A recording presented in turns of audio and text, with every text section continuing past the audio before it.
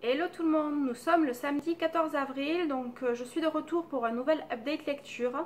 Alors de mémoire j'ai 15 livres à vous présenter. J'ai eu de meilleures lectures la semaine d'avant que la semaine qui vient de se finir. J'ai mis beaucoup de 15 cette semaine, des lectures sympathiques mais peut-être que j'en attendais un petit peu trop et du coup j'étais un petit peu déçue, même si la déception est quand même minime. Alors que la semaine d'avant, j'ai passé d'excellents moments avec mes lectures. Donc je vais commencer aujourd'hui par celle où j'ai mis 17 pour finir par celle où j'ai mis 18. Alors il faut savoir que je n'ai toujours pas récupéré mes colis du salon du livre, donc il me manque encore des livres, mais je vous montrerai quand même les couvertures, comme ça je vous en parlerai un petit peu. Alors, on va commencer par une romance, donc Pure de Scarlett Cole, donc c'est le troisième tome dans la série Sous ta peau. J'ai adoré Dixie et j'ai perdu son prénom, non Pixie pardon, pas Dixie, et Dread, il y avait un D mais je savais plus où. Ils sont tous les deux vraiment très attachants, ils viennent de deux milieux totalement différents et pourtant ils s'entendent très bien et ça va donner quelques moments très tendres entre eux et des petits secrets, des petites découvertes et des petites choses, donc voilà, une romance vraiment très mignonne à découvrir. Ensuite, un monde totalement différent, donc Ceux des limbes de Camille Brissot. Alors j'ai adoré le monde planté par l'auteur, donc toute la partie montagne où ils vivent, donc le virus qui a décimé la population mondiale et qui a rendu faibles et effrayés les humains. Mais notre personnage principal va essayer d'aider du mieux qu'il peut sa meilleure amie, tout en se cachant. Enfin, c'est quand même assez spécial. Et du coup, on va les suivre dans leur pérégrination, dans les petits mystères qu'ils vont découvrir, dans les petites particularités du monde de l'autrice. Et du coup, ça nous donne un roman qui se dévore. Pourtant, il fait quasiment 500 pages, pas loin. Et je me suis pas du tout ennuyée, je l'ai dévoré en même pas de 3 heures, je crois. Donc voilà, ça se lit très très bien et très facilement. J'ai lu aussi le tome 3 de L'héritier des Draconis de Karina Rosenfeld. Donc là c'est pareil, c'est un tome un petit peu charnière dans la saga puisque Elliot, notre héros, va apprendre des choses sur son passé, sur sa famille et mener toujours autant de batailles contre son oncle. Donc voilà, c'est un tome qui est vraiment intéressant par le côté charnière et qui va entraîner des choses pour la suite qui risquent d'être quand même assez palpitantes. Ensuite, j'ai lu Une journée exceptionnelle de Kaira Ruda, qui est le premier roman à apparaître dans la saga dans la famille des Charleston noirs. Donc là, c'est pareil, ça se déroule sur 24 heures ou même pas. Et on a un héros, alors ce qui est assez étonnant parce qu'en général chez Charleston c'est plutôt des héroïnes. On a un héros que l'on suit au fur et à mesure de la journée qui passe et qui va nous surprendre de bien des manières. Et du coup ça nous donne un thriller psychologique super bien fait, palpitant et qui nous réserve beaucoup de surprises. Ensuite, c'est la semaine des Charleston parce que je crois que j'en ai 3.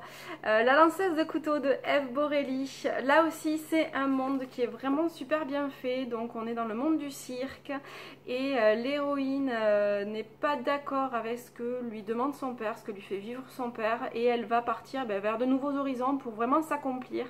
Et elle va se trouver, alors il faut dire qu'elle est jeune, elle n'a que 18 ans, et petit à petit, Siloé, au contact des gens, va se trouver et va nous montrer un visage quelque peu différent et prendre conscience de ce qu'elle veut exactement dans la vie. Ensuite, j'ai lu The Vanishing Girl de Laura Thalassa. Donc là c'est pareil, c'est un monde un peu fantastique. Donc l'héroïne est capable pendant 10 minutes en fait de partir de ses rêves et d'aller de voyager un peu partout dans le monde, de rencontrer des personnes, d'interagir avec ces personnes, sauf qu'au bout de 10 minutes, clac, c'est fini, elle revient dans son sommeil normal et elle va rencontrer d'autres personnes qui sont comme elle et l'autrice arrive à nous entraîner à sa suite et à nous faire vivre chaque instant de manière assez intense.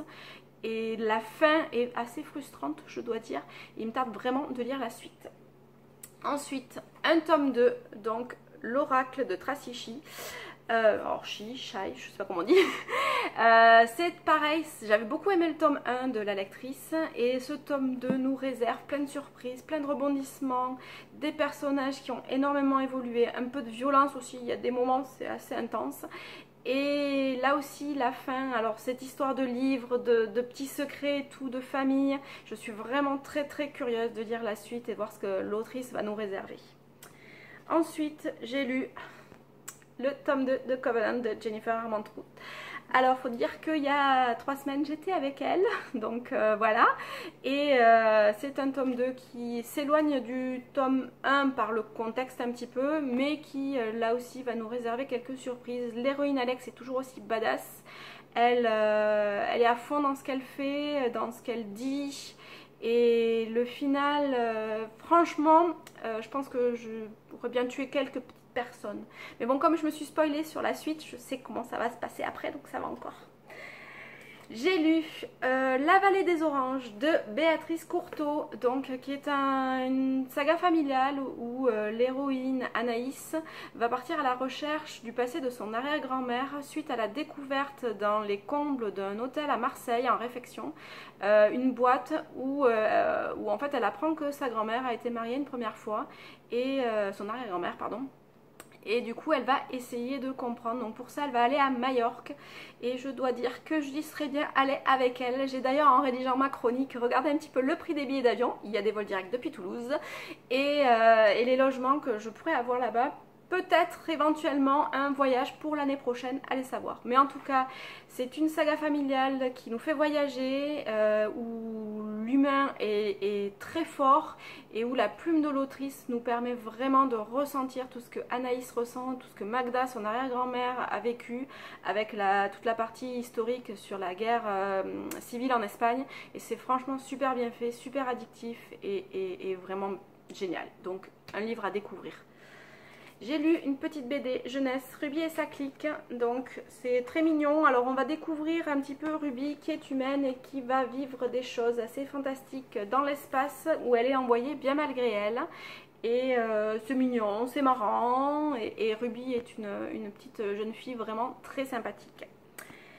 J'ai lu aussi Whisper to Me de Christine Ali, donc c'est un tome 3, alors je commence un petit peu à l'envers mais chaque tome est indépendant, donc on peut lire chaque tome sans avoir lu les précédents.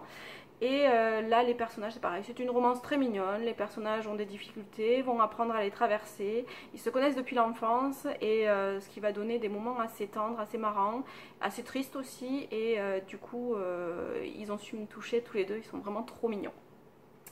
Ensuite, une autre BD, j'ai lu Télémaque à la recherche d'Ulysse.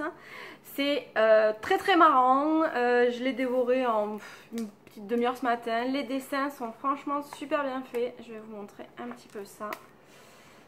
Voilà, donc on voyage avec Télémaque à la recherche de son père Ulysse qui a disparu. Et le pauvre Télémaque n'est pas forcément aidé, alors que Ulysse était plutôt très intelligent, lui il est plutôt casse-cou, il n'écoute pas ce qu'on lui dit, et des fois c'est assez marrant quand même. Donc ensuite je vais vous montrer donc une couve, donc j'ai toujours pas récupéré mon exemplaire de Fais-moi taire si tu peux de Sophie Jomain, qui est une comédie romantique super bien faite, on rigole, on pleure, les personnages sont hyper attachants et on va vraiment vivre chaque instant avec eux et l'autrice nous réserve quelques petits moments assez cocasses. Donc voilà pour les livres où j'ai mis 17 et maintenant je vais vous présenter les 3 où j'ai mis 18 sur 20. Donc en premier une BD, donc Mon voisin Raymond de Troups. Donc c'est une BD qui se passe dans le sud-ouest, donc forcément ça m'a parlé. Alors c'est une BD qui est vraiment légère, qui est... légère dans le sens où c'est pas palpitant, c'est pas stressant, mais ça représente bien le monde dans lequel vit l'auteur et vit son voisin. Et forcément ça n'a pu que me parler pour tout le côté campagne, pour tout le côté forêt, pour tout le côté nature. Donc voilà, j'ai adoré cette BD. Ensuite, j'ai lu The Hate You Give de Angie Thomas, donc qui est vraiment le roman de ce mois d'avril à découvrir de toute urgence. Donc c'est l'histoire d'une jeune fille qui va voir sous ses yeux mourir son meilleur ami, tué par un policier, et forcément les choses vont petit à petit s'accélérer, se bousculer. C'est intense au niveau de la réflexion, c'est intense au niveau des sentiments. Et franchement, s'il y a un livre que vous devez lire ce mois-ci, c'est vraiment celui-ci. Donc The Hate You Give de Angie Thomas. Et pour finir, un petit tome 3, donc Clash de J. Kronauber, Passion dévorante. Forcément, de toute façon, j'adore cette autrice et c'est franchement toujours aussi intense, aussi passionnant. Les personnages sont géniaux. Alors on va quitter un petit peu Denver ce coup-ci pour aller plus au sud et pour rencontrer la famille de Church et les voir tous les deux avec Dixie évoluer ensemble, le voir se livrer à lui, c'est vraiment super bien fait.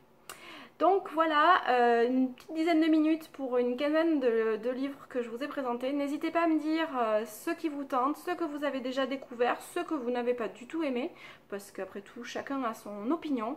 Et je vous dis à très bientôt. Alors je ne sais pas encore comment je vais faire mon update lecture dans 15 jours, étant donné que je ne serai pas à la maison. Donc il y aura peut-être une petite surprise parce que je vais être dans un cadre un petit peu différent, mais je pense essayer quand même de vous faire un petit quelque chose.